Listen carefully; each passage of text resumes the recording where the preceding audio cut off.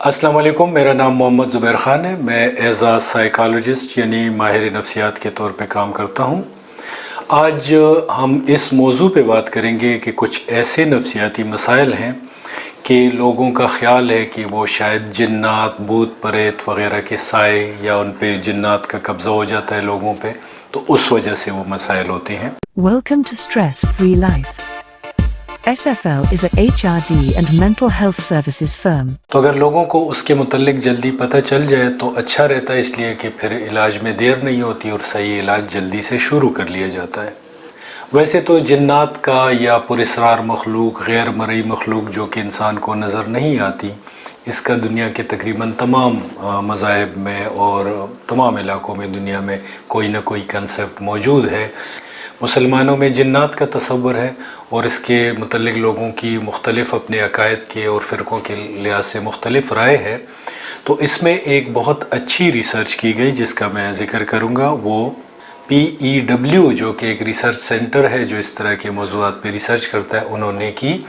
اور انہوں نے مسلمانوں پہ یہ ریسرچ کی دنیا کے مختلف ملکوں میں کہ لوگوں کا جنات کے متعلق کیا عقیدہ ہے۔ تو اس میں بہت ساری ویریبلز ہیں۔ ایسے ملک بھی ہیں کہ جہاں پہ 87% لوگوں کا، مسلمانوں کا، جنات پہ پورا عقیدہ ہے، اور وہ یہ بھی ان کا بہت سے لوگوں کا عقیدہ ہے کہ وہ انسانی زندگی کو متاثر بھی کر سکتے ہیں۔ اور ایسے ملک بھی ہیں جہاں پہ صرف 15% لوگوں کا اس پہ عقیدہ ہے، یعنی 85% لوگ جنات پہ کوئی یقین نہیں کرتے۔ اگر ڈیٹا کو ہم کمپائل کریں اور دیکھیں کہ کتنے لوگوں کا کیا بیلیف ہے اس کے متعلق، تو ہمارے پاس جو فگر آتی ہے وہ یہ آتی ہے کہ اس میں 3 طرح کے لوگ ہیں مسلمانوں میں۔ ایک تو وہ ہیں جو کہ کہتے ہیں کہ جنات کا کوئی وجود نہیں ہے اور اس پہ یقین کرنا یا نہ کرنا اس سے کسی کے ایمان پہ کوئی فرق نہیں پڑتا۔ دوسرے جو لوگ ہیں وہ زیادہ اکثریت میں ہیں، وہ کہتے ہیں کہ جنات تو موجود ہیں، قرآن میں ان کا تذکرہ ہے، اور جہاں تک اس بات کا تعلق ہے کہ کیا وہ انسانی زندگی کو متاثر کر سکتی ہیں، تو اس پہ ان لوگوں کا عقیدہ نہیں ہوتا، اور وہ کہتے ہیں کہ جو بھی لوگ اس طرح کے قصے کہانیاں سناتے ہیں ان پہ they don't believe it۔ تیسری جو کیٹیگری وہ کہتے ہیں کہ ٹھیک ہے، جنات موجود بھی ہیں اور وہ انسانی زندگی کو متاثر بھی کر سکتے ہیں۔ اب یہ ڈیٹا میں اس وجہ سے آپ سے شیئر کر رہا ہوں، حالانکہ میرا اس سے کوئی کنسرن نہیں ہے، وہ تو مختلف فرقوں کے عقائد کے مطابق اور ان کے علماء جو بھی ان کے عقائد ہیں اس کے مطابق اس کو انٹرپریٹ کریں گے، ان کا بیلیف کا اس سے تعلق ہے۔ میں تو ماہر نفسیات کے طور پہ ان بیماریوں کا ذکر کروں گا جن کو لوگ کنفیوز کرتے ہیں کہ اس کی وجہ شاید جنات کے اثرات ہیں۔ مگر اس ڈیٹا فردر جو اس میں ریسرچ کی گئی، مختلف جو پیپرز شائع ہوئے، اس میں یہ دیکھا گیا کہ جن لوگوں کا اس پہ کوئی عقیدہ نہیں ہوتا وہ اس کو بالکل ریزسٹ کرتے ہیں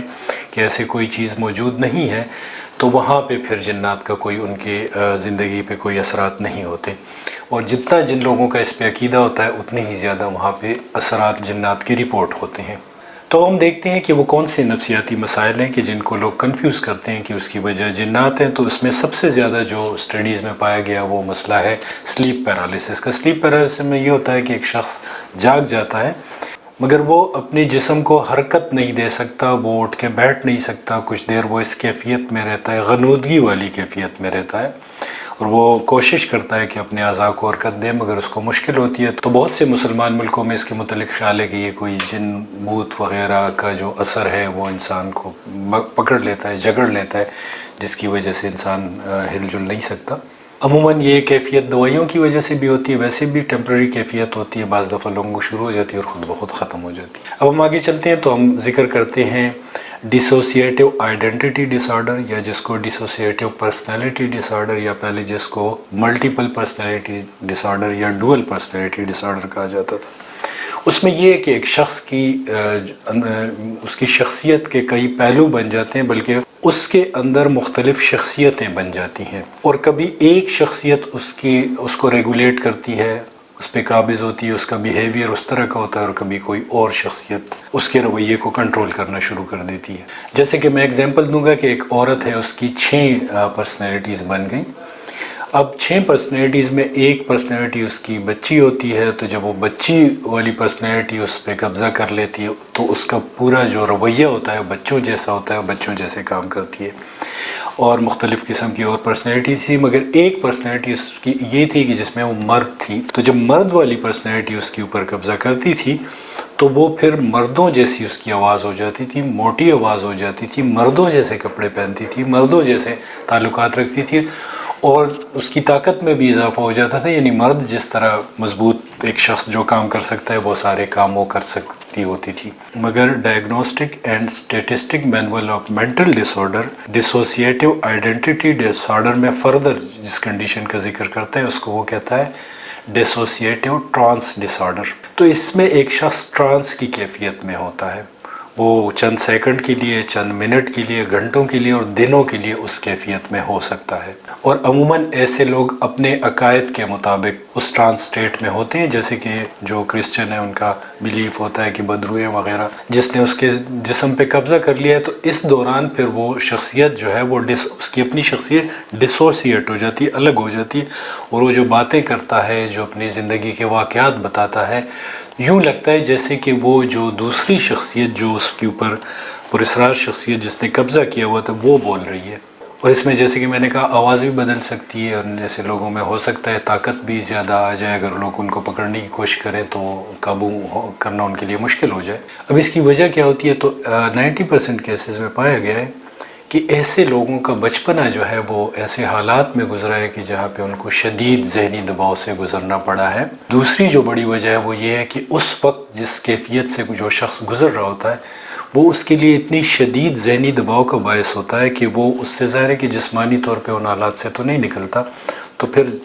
اس کے پاس یہ اسکیپ کا طریقہ ہوتا ہے کہ وہ اس طریقے سے ذہنی طور پہ اس کیفیت سے الگ ہو جائیں. اور عموماً ان لوگوں میں بھی دیکھا گیا ہے کہ جیسے کہ سگمنڈ فرائڈ نے کہا کہ ہماری جو خواہشات ہوتی ہیں اور جذبات ہوتے ہیں جب ان کی تکمیل نہیں ہوتی تو وہ ختم نہیں ہوتے بلکہ وہ زندہ دفن ہو جاتے ہیں اور پھر اس طرح کی بگڑی ہوئی صورت میں نمودار ہوتے ہیں. میں ایگزامپل یہاں پہ کوٹ کروں گا کہ جیسے کہ ایک لڑکی کی بڑی اچھی طریقے سے پرورش کی گئی، اپنے گھر میں اس کا بہت خیال رکھا گیا، مگر جب وہ اس کی شادی ہو گئی، وہاں چلی گئی، تو وہاں پہ جو حالات تھے وہ اس کو ایکسیپٹیبل نہیں تھے. جیسے کہ وہاں پہ جو اس کا سسرال تھا وہاں پہ وہ لوگ جانور پالتے تھے کافی سارے، وہ کام اس کے لیے بہت ہی ان ایکسیپٹیبل تھا، مشکل تھا. تو پھر اس پہ ایک جن نے قبضہ کر لیا کہ جس کی عمر 500 سال ہے اور اس کا تعلق بنگال سے، اور جب وہ جن اس پہ قبضہ کر لیتا ہے وہ بولتی ہے تو اس کی آواز موٹی ہو جاتی ہے، چیختی ہے، اور جب اس سے پوچھا جاتا ہے، جب وہ جن کے قبضے میں ہوتی ہے تو ظاہر ہے کہ وہ جن بول رہا ہوتا ہے، تو جب اس سے پوچھا جاتا ہے کہ آخر آپ اس لڑکی کو تنگ کیوں کر رہے، تو وہ کہتا ہے کہ یہ جب صفائی کر رہی تھی تو وہاں پہ اس نے گوبر میرے بچوں پہ پھینکا، تو میں اس کو نہیں چھوڑوں گا، وہاں پہ جب بھی جانوروں کے قریب جائے گی تو میں اس پہ حملہ کروں گا. اب اس سے کچھ پرائمری بینیفٹس بھی اس شخص کو مل جاتے ہیں. اب ظاہر ہے کہ کوئی پھر اس سے ڈیمانڈ نہیں کرتا کہ وہ کام کرے، کچھ تھوڑی بہت رسپیکٹ اور سیمپتھی بھی مل جاتی ہے اس کو. تو یہ ایک انکانشیس ایفرٹ ہوتا ہے اس شخص کا اس سچویشن سے اپنے آپ کو ڈیٹیچ کرنے کا. مگر اس کو بالکل ملنگرنگ سے کنفیوز نہیں کرنا چاہیے اور فکٹیشیس ڈس آرڈر سے کنفیوز نہیں کرنا چاہیے کہ وہ شخص شاید کوئی بہانہ کر رہا ہے اور وہ اپنے اوپر خود یہ کیفیت طاری کر لیتا ہے. یہ کیفیت انوالنٹری ہوتی ہے، دو کہ اس کی اپنی لاشعور کی اختراع ہوتی ہے، ایک طریقہ ہوتا ہے، مگر اس کی کنٹرول میں نہیں ہوتا یہ. یا اس کو ہم کنورژن ڈس آرڈر کے طرح سمجھ سکتے ہیں. کنورژن ڈس آرڈر میں تو یہ ہوتا ہے کہ اس شخص میں کوئی فزیکل ڈسیبلٹی انوالنٹری پیدا ہو جاتی ہے، اس کے جسم میں کوئی تکلیف شروع ہو جاتی ہے. جیسے کہ ایک لڑکا ہے وہ گرتا ہے اور اس کے بعد چل پھر نہیں سکتا، جتنے بھی اس کے میڈیکل ٹیسٹ ہوتے ہیں پتہ چلتا ہے کہ وہ تو بالکل ٹھیک ٹھاک ہے، مگر سائیکو انالیسس جب وہ سائیکالوجسٹ کے پاس لے جاتے ہیں پتہ چلتا ہے کہ اس پہ بہت زیادہ پریشر ہے پیرنٹس کا اور ان کے کوچز کا کہ وہ ایک اچھا ایتھلیٹ بنے، جو کہ اس کے لیے پاسبل نہیں ہے اس پریشر کو برداشت کرنا. تو اس صورت میں پھر وہ کنورژن ڈس آرڈر میں بدل جاتی ہے اور اس کی جسم میں کوئی نہ کوئی ڈسیبلٹی پیدا ہو جاتی ہے جس کے ذریعے وہ اس تکلیف سے بچ جاتا ہے. مگر کنورژن ڈس آرڈر میں ٹرانس سٹیٹ نہیں ہوتی، اس میں ٹرانس سٹیٹ ہوتی ہے. مطلب میرا یہ ہے کہ اس کی شخصیت تو وہی رہتی ہے مگر کوئی جسمانی ڈسیبلٹی جو ہے وہ سامنے آ جاتی ہے. اس میں جو ہے وہ شخصیت بالکل چینج ہو جاتی ہے. کچھ ماڈرن سائنٹیفک مشینری کے ذریعے ان کے برین ایکٹیویٹی کو بھی دیکھا گیا FMRI سے اور جیسے کہ کمپیوٹرائز EEG وغیرہ سے، تو پتہ چلا ہے کہ ان کا جو فری فرنٹل کارٹیکس ہے اس کی ایکٹیویٹی اس دوران कम हो जाती है और फ्री फ्रंटल कॉर्टेक्स जो है वो लॉजिकल थिंकिंग करता है, मगर जो लोग अपनी ऊपर ख़ुद ट्रांस स्टेट तारी करते हैं उसमें फिर फ्री फ्रंटल कॉर्टेक्स की जो एक्टिविटी है वो बढ़ जाती है। ऐसे लोगों को फिर ले जाया जाता है जो लोग अमलियात वगैरह करते हैं, जो कि दावा करते हैं कि वो लोगों से जिन निकालते हैं। और अक्सर मैं पूछता हूँ कि इंसान तो अशरफुल मखलूक़ात है, तो इंसान पे जिन क्यों कब्ज़ा कर लेता है, इंसान क्यों जिनों पे कब्ज़ा नहीं कर सकते? तो बताया जाता है कि नहीं, ऐसे अमलियात करने वाले हैं जिन्होंने कूज़ों वगैरह में इनको बंद किया होता है और उनसे काम भी लेते रहते हैं। तो वहाँ पे फिर मुझे फ़ौरन ख्याल जेम्स रैंडी फाउंडेशन का आता है कि जेम्स रैंडी फाउंडेशन ने बहुत बड़ी इनाम 1996 से वो है और $10 लाख जो है, जो कि हमारे पाकिस्तानी जो है कोई 27-28 करोड़ रुपए बनते हैं, कि वो कहते हैं कि हमें कोई इस तरह का कोई सुपर नेशनल फिनोमेना कोई आके दिखा दे। तो अगर ये लोग जो अमलियात करने वाले हैं ये वहाँ पे कूज़ों में जो जिन हैं वो वहाँ पे जाके दिखा दें, या उनकी जो करतब वगैरह जो वो करते हैं, जिस तरह वो उनसे काम लेते हैं, तो बहुत बड़ी रकम है और ये उनको इनाम में मिल सकती है, मगर शायद बहुत सौ को पता नहीं है। अब इसमें जो साइकोलॉजिस्ट के पास जब ऐसे लोगों को ले जाया जाता है तो उनके पास CBT और CBT के काफ़ी सारे मेथड्स हैं, जिसमें ACT है और इसके अलावा